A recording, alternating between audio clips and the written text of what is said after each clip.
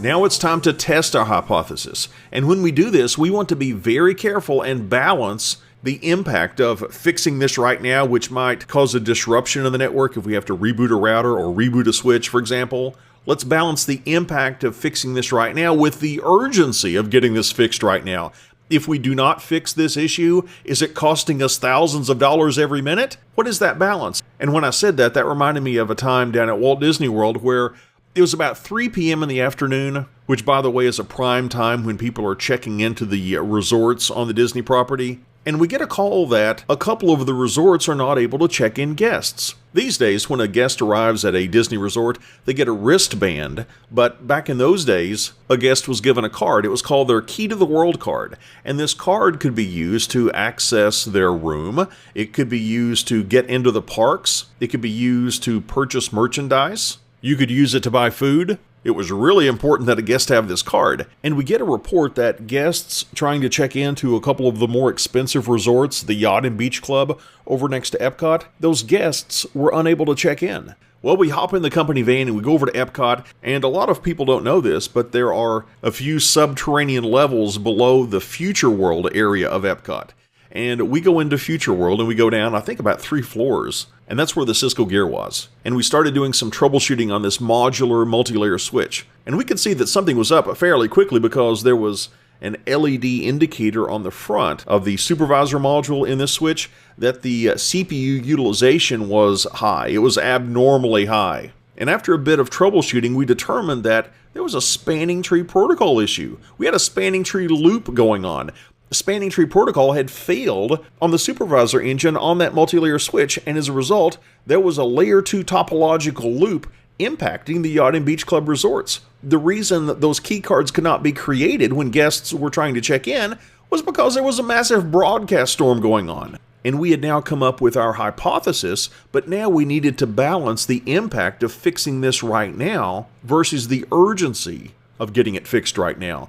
Well, here was the situation. In order to correctly fix this right now, we would need to connect a laptop to the switch, back up the configuration from the supervisor engine, hop back into the company van, drive to another area on the property, get a backup supervisor engine, bring it back, install it, and I don't think that particular switch was hot swappable. So we would have to power down the switch, take out the old soup engine, put in the new soup engine, boot it back up, restore the config from the laptop.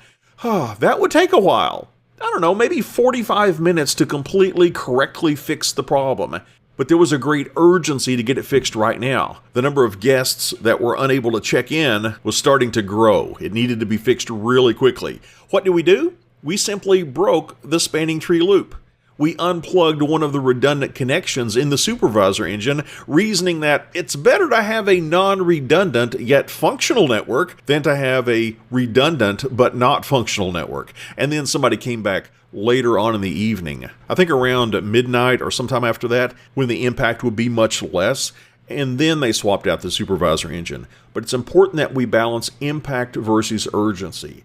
And also, before you make this change, it's often a good idea to write down exactly what you're about to do. This can be used as a rollback plan. Let's say that you give this command under this interface configuration mode and this other command in global configuration mode, and it doesn't work. It doesn't fix the problem. Well, if you don't undo what you just did, you could be compounding the problem, adding issues. It's often a good idea to back out of what you just did if your hypothesis turns out to be incorrect. And how can you back out if you don't have a rollback plan? And I realize that sometimes in the heat of battle, you might think, I don't have time to type up a formalized rollback plan.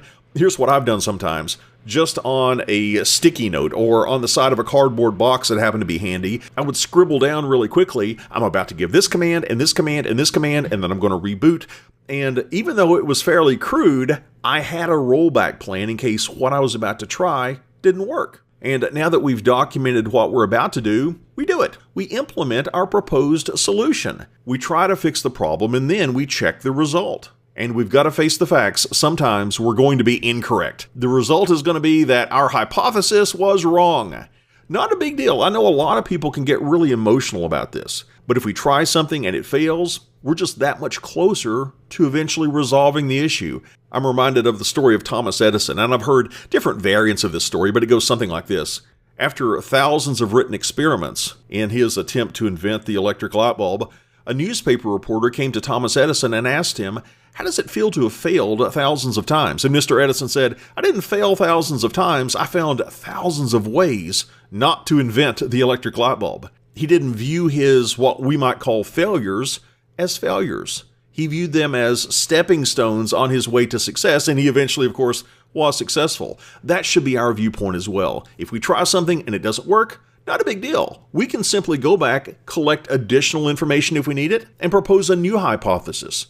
Or maybe we just go back to that list of possible causes that we created, and we pick the next most likely suspect, and we form a hypothesis around that. But once we get to the point where we check the result, and it turns out our hypothesis was correct, then it's time to move to the final step in Cisco's structured troubleshooting model, and that is to solve the problem and document this issue.